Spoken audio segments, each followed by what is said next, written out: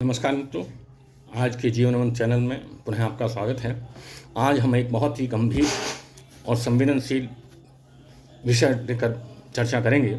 मित्रों, क्या राष्ट्र प्रेम हमारे देश में अपराध है? क्या राष्ट्र के हित की बात करना अपराध है? अपराधियों से, आतंकवादियों से ज़्यादा दंडनीय अपराध है? ऐसा मैं इसलिए कह रहा हूँ कि अगर थोड़ा सा पिछले जाके देखें तो कन्हैया लाल के हत्यारों को, जिनका के वीडियो था, उसको हाई कोर्ट ने बेल दे दिया। बाकी बहुत से ऐसे लोग होते हैं जिनको की ज़िंदगी भर बेल नहीं मिलती है। और आज का एक नेता जो भारत तेरे टुकड़े हों के नारे लगाता है, वो एक पार्टी में सदस्य है और चुनाव तक लड़ता है। और अभी हाल ही में शर्मिष्ठा लड़की ने अगर राष्ट्र प्रेम के जोश में एक पाकिस्तान मुर्दाबाद का नारा लगा दिया तो वो अपराध बन जाता है। उसके खिलाफ तुरंत एफआईआर हो जाती है और पुलिस उसको अरेस्ट भी करके ले आती है। इतनी त्वरित गति से कार्य होता है।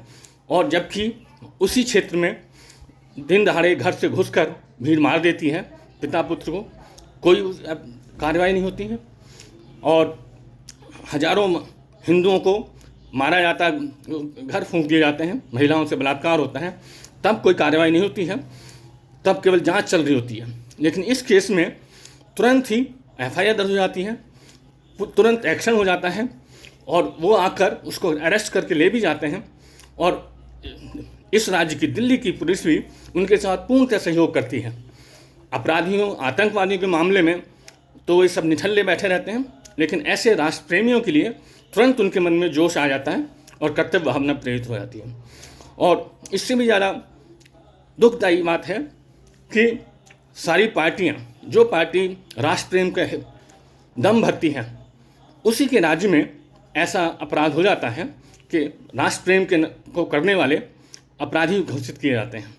तो इसलिए जीवन अंत के लिए यह भी आवश्यक है कि हम अन्याय के विरुद्ध, अत्याचार के विरुद्ध अपनी आवाज़ उठाएं और आवाज़ के साथ साथ इतने सशक्त और शक्तिशाली भी बने कि हम उस अत्याचार को रोक सकें।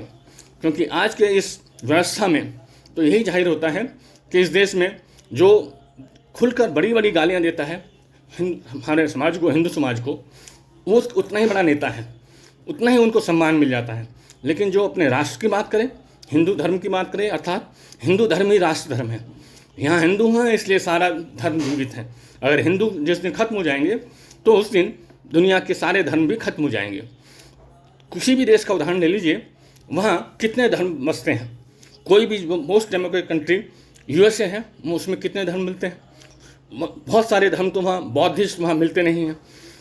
कुछ बहुत सारे ऐसे धर्म हैं जिनका वहाँ कोई प्रतिनिधित्व नहीं है, कोई उपस्थिति नहीं है, लेकिन वो अपने आप को लोकतांत्रिक कहता है। और हमारे देश में, हमारे यहाँ की हर फिरके के लोग उपस्थित हैं, मजबूर और सामान्य सौहार्दपूर्ण जीवन बिताते हैं। वहाँ कोई भी आकर हमारे राष्ट्र को गाली दे देता है।